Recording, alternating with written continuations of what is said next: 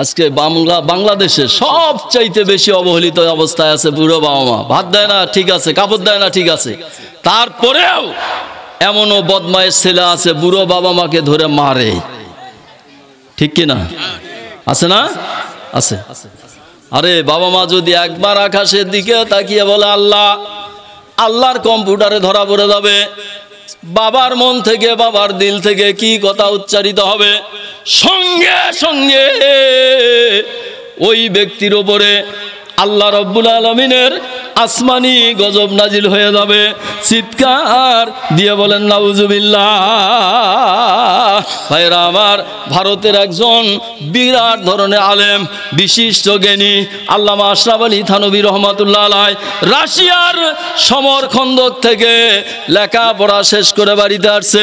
উনি আর ওনার আপন খালাতো ভাই রশিদ আহমদ কঙ্গাহি সমবয়সী রাশিয়ার সমরখন্দক থেকে লেখাপড়া শেষ করে বাড়িতে আসছে।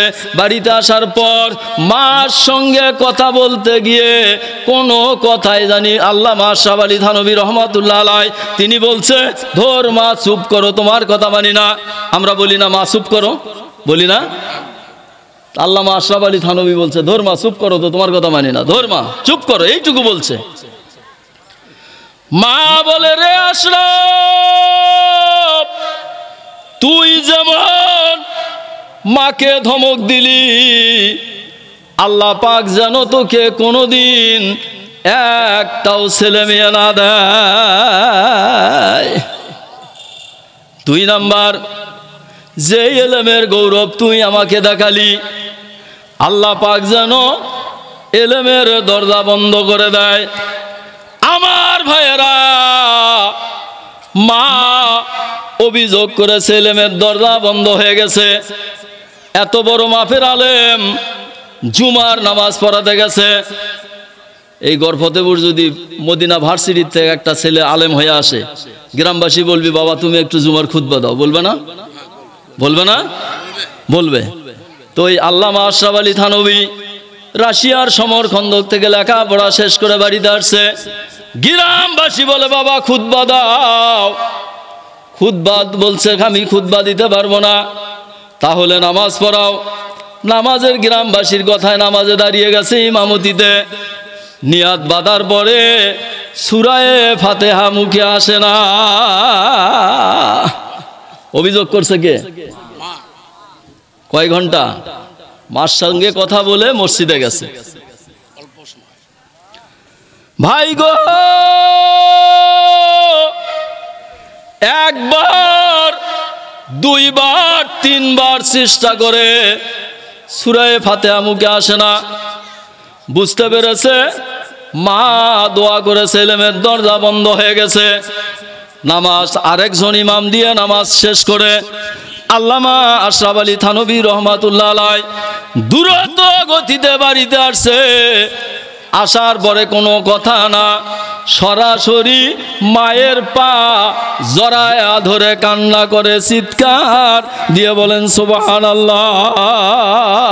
ভাই গো, এত বড় মাপের আলেম বলছে, মা এমন দোয়া তুমি করেছো, তোমার ছেলে আজকে জুমার নামাজে ইমামতিতে দাঁড়িয়ে সূরা ফাতিহা ভুলে গেছে। মা গো, আমি ভুল করেছি, যতক্ষণ পর্যন্ত তুমি আমাকে মাফ করে না দিবা ততক্ষণ পর্যন্ত আমি তোমার পা ছাড়তে রাজি না। রাষ্ট্রপতি হলেও মায়ের কাছে দাম আছে, কথা বলেন, আছে? মন খারাপ কেন? একটা তাকবীর দেন তো, আল্লাহু আকবার বলে। সব চাইতে রেডি হন, এই তাকবীর দিয়ে কাজ হবে না। আরে ফেরাউন তো চলে গেছে, এখন ভয় আছে? ফেরাউন গেছে। ফেরাউন 80,000 শিশুকে হত্যা করেছিল ক্ষমতায় থাকার জন্য। আর এই মহিলা ফেরাউন হাজার হাজার মানুষকে হত্যা করেছে ক্ষমতায় টিকে থাকার জন্য।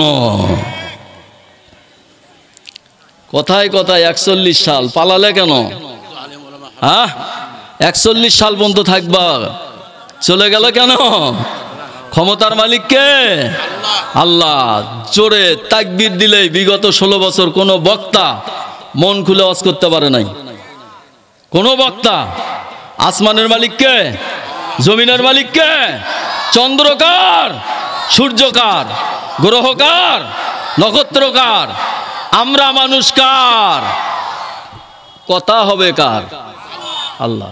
এই আল্লাহর কথা বলতে গেলেই কয় জামাত কেডার? বিএনপি। আল্লাহু আকবার তাকবীর দিলেই কয় বিএনপি, জামাত বিএনপি। বলেন ঠিক কি না?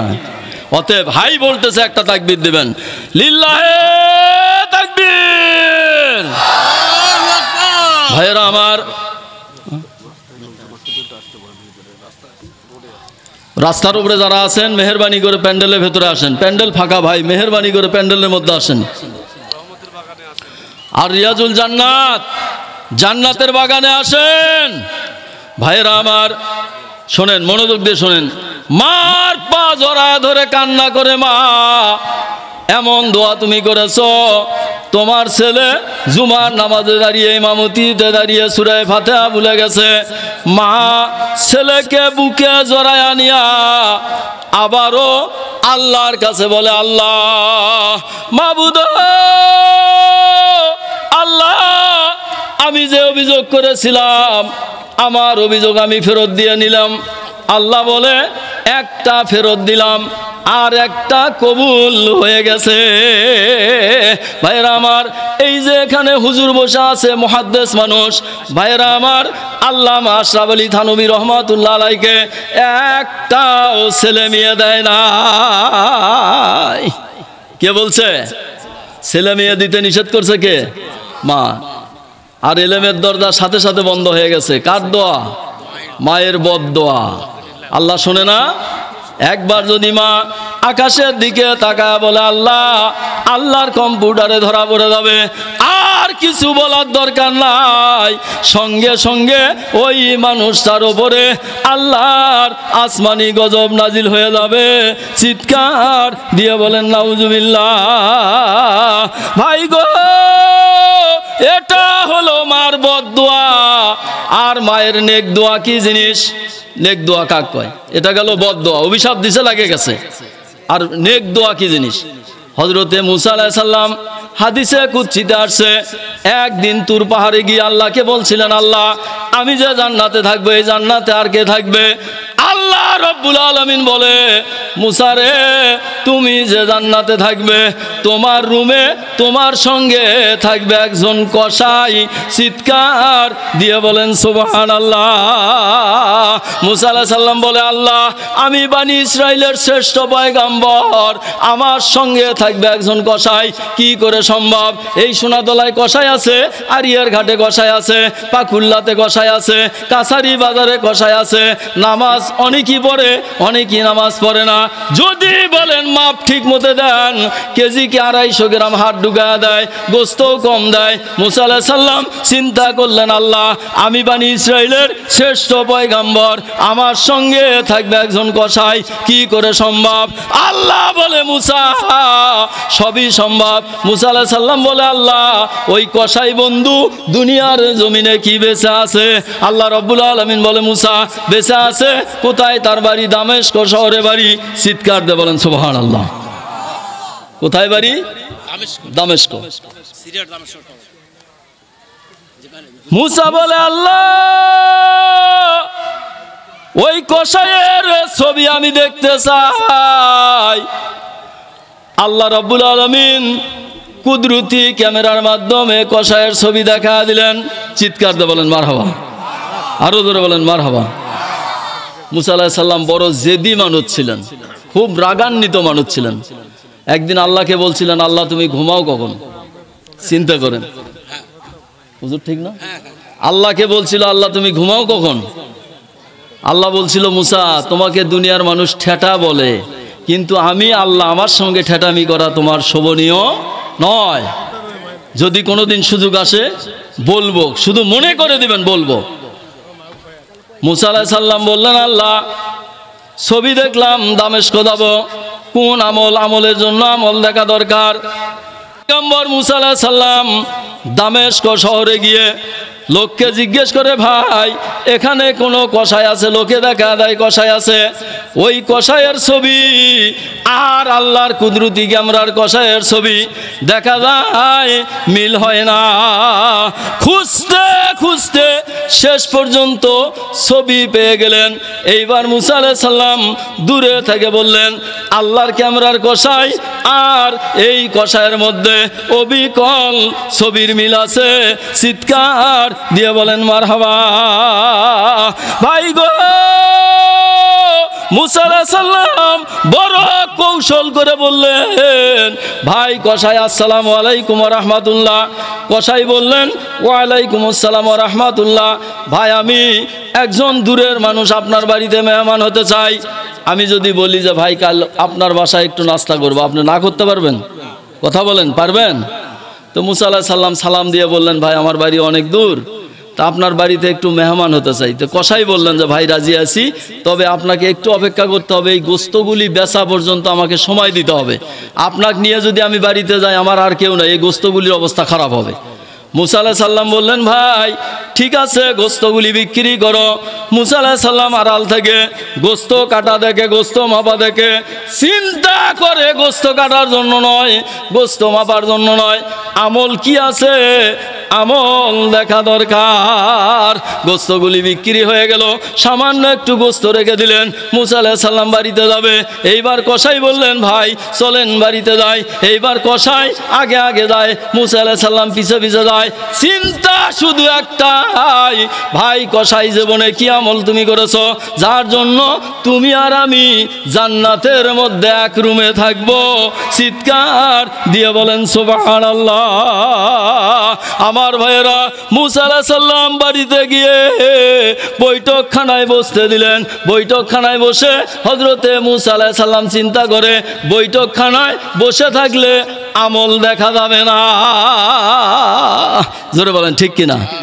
আমল দেখার জন্য আসছি আমরা। মেয়ে বিয়ে দেই না? ধরেন এই গর্ভবতী যদি মেয়ে বিয়ে দেয়, ওই গড় চৈতন্য থেকে জিজ্ঞেস করে যে আব্দুর রহিমের ছেলেটা কেমন, জিজ্ঞেস করে তার বাড়িতে আসে, ঠিক কিনা? তো মুসা আলাইহিস সালাম চিন্তা করলেন যে বৈঠকখানায় বসে থাকলে তো আমল দেখা যাবে না। বৈঠকখানা থেকে উঠে পেছন সাইডে গেছে, যেখানে মা বোন রান্না করে। গিয়ে দেখে যে মুসা আলাইহিস সালাম ওই কষাই দেখে গোস্তগুলি পরিষ্কার করে নিচ্ছে, কষাই নিজে, আর কষাইয়ের বিবি মশলাগুলি রেডি করতেছে। চিৎকার দিয়ে বলেন সুবহানাল্লাহ। বিবির সঙ্গে সহযোগিতা করবেন, কাজ করবেন। আমরা তো নওয়াবজাদা নসরুল্লাহ খা, ভাত হতে দেরি হলেই মনে করেন হাউলে বেন্টি যেটা পাই সেটা নিয়ে বউ দাবড়াই, ঠিক কিনা? হ্যাঁ। তো মুসা আলাইহিস সালাম আড়াল থেকে দেখলেন গোস্ত রান্না হলো, গোস্তর পাতিলটা কষাই এইরকম ভাবে ধরলেন, ধরার পরে ঘরের ভেতরে নিলেন। নেওয়ার পরে গোস্তগুলি পাখা দিয়ে বাতাস করলেন। যখন সহনীয় পর্যায়ে আসলো, আড়াল থেকে লুকোচুরি করে দেখে ওই কষাই গোস্তগুলি সর্বপ্রথমে ওনার মায়ের মুখে উঠায়া দেয়। ভাই গো, হাদিসে কুৎসিতে আসছে ওই মহিলার 750 বছর বয়স। চিৎকার দিয়ে বলেন সুবহানাল্লাহ। কত বছর? 750 বছর বয়স। শরীরের চামড়াগুলো হাড়ের সাথে লেগে গেছে। মুসা আলাইহিস সালাম একদিন রাস্তা দিয়ে যাচ্ছে, দেখে এইরকম একজন বয়স্ক মানুষ কান্না করতেছে। জিজ্ঞেস করছে, বাবা তুমি কান্নো কে? বলছে আমার আব্বা মারছে। চিন্তা করে এই এক বুড়ে, আর আবার বাপও বেঁচে আছে, কি জ্বালা। তো বলছে যে তোমার আব্বা কোথায়? কয় ঘরের মধ্যে। ঘরের মধ্যে যা সালাম দিয়ে বলছে যে চাচা রাস্তায় কান্না করে ওটাকে? কয় আমার ছেলে। কয় এই বুড়ো মানুষটাকে মারলেন কেন? করছে খুব বেদব। কি করছে? কয় ওর দাদার সাথে বেদবি করছে। চিৎকার দিয়ে বলেন সুবহানাল্লাহ। হ্যাঁ, দাদাও বেঁচে আছে, আর এটা তো স্বাভাবিক। আগের মানুষ 500, 700, 1000, 1200 বছর বেঁচত। নূহ আলাইহিস সালাম 950 বছর দিনের দাওয়াত দিয়েছে। চিৎকার দিয়ে বলেন সুবহানাল্লাহ। ভাইয়েরা আমার, মুসা আলাইহিস সালাম আড়াল থেকে দেখে গোস্তগুলি ওই কষাই মায়ের মুখে উঠা দেয়। মা গোস্তগুলি খায়। গোস্ত খাওয়া শেষ হয়ে গেছে। এইবার কষাই নিজের হাত দিয়ে মায়ের মুখখানা পরিষ্কার করে দেয়। নিজের হাত দিয়ে মায়ের মুখখানা পরিষ্কার হয়ে গেল। মা দুহাত তুলে দোয়া করে, আল্লাহ আমি মা হয়ে বহুদিন দোয়া করেছি রব্বুল আলামিন আমার এই ছেলেকে বনি ইসরাইলের পয়গম্বর মূসা আলাইহিস সালাম যেই জান্নাতে থাকবে আল্লাহ তুমি ওই জান্নাতটা নসিব করে দিও। মূসা আলাইহিস সালাম নিজ কানে দোয়া শুনলেন, বৈঠকখানায় এসে অস্থির হয়ে গেছে। হাইরে মায়ের দোয়া। কসাই বৈঠকখানায় গেলেন, যাওয়ার পরে বললেন, ভাই আসেন মেহমানদারি করব। মূসা আলাইহিস সালাম ঘরের ভেতরে প্রবেশ করে বললেন, ভাই এটা কে? বলে এটা আমার মা। আমি যেখান থেকে যত রাত্রিতে আসি না কেন আগে আমার মাকে খাবার দেই। আমার মার যখন খানা শেষ হয়ে যায় আমি নিজে ছেলে মেয়ে পরিবার নিয়ে আমি খাই। আর আমার মা দোয়া করে, আল্লাহ আমার এই ছেলেকে বনি ইসরাইলের পয়গম্বর মূসা আলাইহিস সালাম যে জান্নাতে থাকবে আল্লাহ তুমি ওই জান্নাতটা নসিব করে দিও। মূসা আলাইহিস সালাম এইবার নিজের পরিচয় দিয়ে বললেন, ভাই কসাই তোমার মা যেই মূসার সঙ্গে জান্নাতে থাকার জন্য দোয়া করে তোমার মাকে বলে দাও তোমার মায়ের দোয়া আল্লাহর দরবারে কবুল হয়ে গেছে। আমি সেই মূসা যেই মূসার সঙ্গে জান্নাতে থাকার জন্য দোয়া করে গত কয়েকদিন আগে তুর পাহাড়ে আল্লাহ রব্বুল আলামিনকে বলেছিলাম, আল্লাহ আমি যে জান্নাতে থাকবো আমার সঙ্গে আর কে থাকবে? আল্লাহ পাক তোমার কথা বলছে, তোমার ছবি আমাকে দেখা দিয়েছে, তোমার বাড়ির ঠিকানা বলছে, তুমি দামেস্কের লোক এটাও আল্লাহ পাক বলে দিয়েছে। ভাই কসাই তোমার মাকে বলে দাও তোমার মায়ের দোয়া আল্লাহর দরবারে কবুল হয়ে গেছে। এই জন্য কবি বললেন, মায়ের দোয়া লও হে মুমিন, মায়ের দোয়া লও, মায়ের দোয়া লও হে মুমিন, মায়ের দোয়া লও।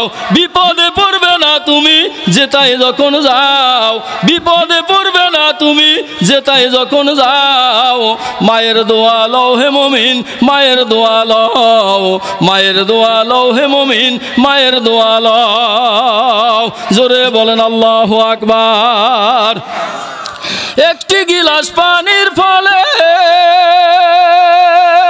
মা দুহাত তুলে দোয়া করে, আল্লাহ আমার বায়জিৎকে ওলি বানাও, আল্লাহ আমার বায়জিৎকে ওলি বানাও। মায়ের দোয়া লও হে মুমিন, মায়ের দোয়া লও, মায়ের দোয়া লও হে মুমিন, মায়ের দোয়া লও। আমার যুবক ভাইয়েরা, যারা আমরা বাবা মার সঙ্গে অন্যায় আচরণ করেছি, অসৎ আচরণ করেছি, ও যুবক ভাইয়েরা একবার চিন্তা করে দেখো, পৌষ মাঘ মাসে কনকনা শীতের মধ্যে আপনি ছোট্ট বাচ্চা মা ডান সাইডে নিয়ে ঘুমিয়ে যেত, গভীর রাত্রিতে প্রস্রাব পায়খানা করে ডান সাইড ভিজে একাকার, মা উপায়ন্তর না পেয়ে বাম সাইডে সন্তান নিয়ে ঘুমায়, আবারও প্রস্রাব পায়খানা করে বাম সাইড ভিজে দেয়, মায়ের দুই সাইডে ভিজা। পৌষ মাঘ মাসে কনকনা শীতের মধ্যে মার দুই সাইডে ভিজা সন্তান ভিজা জায়গায় থাকলে বিভিন্ন রোগে আক্রান্ত হতে পারে। এই জন্য মা ওই মাসুম বাচ্চাকে কলিজার উপরে নিয়ে ঘুমায়। এমন সময় দেখা যায় মাসুম বাচ্চা ওই মায়ের কলিজার উপরে প্রস্রাব পায়খানা করে দেয়। মা কলিজার উপরে প্রস্রাব পায়খানা করার কারণে ধমক দেয় না, ছুঁড়ে মারে না, ডান সাইড ভিজে দিলা, বাম সাইড ভিজে দিলা, কলিজার উপরে প্রস্রাব পায়খানা করলা, ধমক দেয় না, মারধর করে না, ধিক্কার দেয় না। ওই মা থরথর করে কাঁপে ওঠে। ওই শীতের মধ্যে ভেজা কাপড়গুলি পরিবর্তন করে শুকনো কাপড় দিয়ে বাচ্চাকে জড়ায়া ধরে গালে মুখে চুমা দিয়ে আবারও ঘুমিয়ে যায়। আমার যুবক ভাইয়েরা, একবার ওই বাবা মার সঙ্গে অসৎ আচরণ করলে আল্লাহর গজব সঙ্গে সঙ্গে জমিনে পড়বে, আপনার উপরে পড়বে, এতে কোনো সন্দেহ নাই। একটু আগে বলছি বন্ধুরা আমার, ছেলে মেয়ে ভালোবাসে সম্পদের জন্য, ছেলে মেয়ে ভালোবাসে সম্পদের জন্য, বন্ধু বান্ধব ভালোবাসে কিছু খাওয়ার জন্য, আত্মীয় স্বজন ভালোবাসে কিছু নেওয়ার জন্য, বিবি ভালোবাসে সুখ শান্তির জন্য। একটা বিনা চাওয়া এবং পাওয়ার ভালোবাসা, সেটা হলো আপনার আমার জনম দুঃখী বাবা আর মা। ভাইয়েরা আমার, আসুন গো, আমরা যারা অন্যায় করেছি আগামীকাল মার পা জড়ায় ধরবো। মা আমি অন্যায় করেছি, অপরাধ করেছি, না জেনে না বুঝে তোমার মনে অনেক কষ্ট দিয়েছি, যন্ত্রণা দিয়েছি, মা তুমি আমাকে আল্লাহর হস্তে মাফ করে দাও। যতদিন আমি এই পৃথিবীতে বাঁচবো মা, আর কোনোদিন তোমার সঙ্গে অসৎ আচরণ করব না, খারাপ ব্যবহার করব না। দেখবেন মা সমস্ত ব্যথা বেদনা ভুলে আবারও সন্তানকে বুকে টেনে নিবে। আমার ভাইয়েরা, আল্লাহ রসুলের দরবারে আর একজন সাহাবী বসা, তিনি চোখের পানি ছেড়ে দিয়ে একাকার হয়ে কাঁদে, আল্লাহ ইয়া রাসূলুল্লাহ, আমার বাবা নাই, আমার মা নাই, আমি কি করব? বিশ্ব নবী বলে, সাহাবী রে, তোমার বাবা নাই মা নাই, বাবা মার নিয়তে 2 রাকাত নফল নামাজ পড়বা, 2 রাকাত নফল নামাজ পড়ে সূরা ফাতিহা 3 বার পড়বা, দরুদ শরীফ 3 বার পড়বা, সূরা ইখলাস 3 বার পড়বা, আল্লাহর কাছে দোয়া করবা, আল্লাহ আমার বাবা দুনিয়ার জমিন থেকে বিদায় হয়ে গেছে, আমার মা দুনিয়ার জমিন থেকে বিদায় হয়ে গেছে, ছোটবেলায় কতদিন জামা কিনে নিয়েছি, কত দাবি আদায় করে নিয়েছি, রব্বুল আলামিন ওই বাবা মা দুনিয়ার জমিন থেকে বিদায় হয়ে গেছে, এই খাটে আমার আব্বা ঘুমিয়ে থাকতো, এই জায়নামাজে নামাজ পড়তো, এই প্লেটে খানা খাইতো, এই গিলাসে পানি পান করতো, খাট আছে, জায়নামাজ আছে, প্লেট আছে, গিলাস নাই। এই কথাগুলি স্মরণ করে 2 চোখ থেকে 2 ফোঁটা পানি যদি তুমি বের করতে পারো, হাদিসে কুদসিতে আসছে, এই চোখের পানি করতে করতে নাকের ডগা, এটাকে বলা হয় নাকের ডগা, এখান থেকে পানি করতে করতে এই জায়গায় আসার পূর্বে আল্লাহ ডাক দিয়ে বলে, বান্দা তুই আর কাঁদিস না, তোর কান্না জন্য আমার আসমান জমিন টলমল করে, যে কোনো মুহূর্তে ভেঙে চুরমার হতে পারে। ওরে বান্দা, তোর চোখের পানি আমি আল্লাহ আমার নিজ কুদরতি রহমতের হাত দিয়ে মুছে দিলাম, আর তোর বাবা মার কবরের আযাব কিয়ামত পর্যন্ত মাফ করে দিলাম।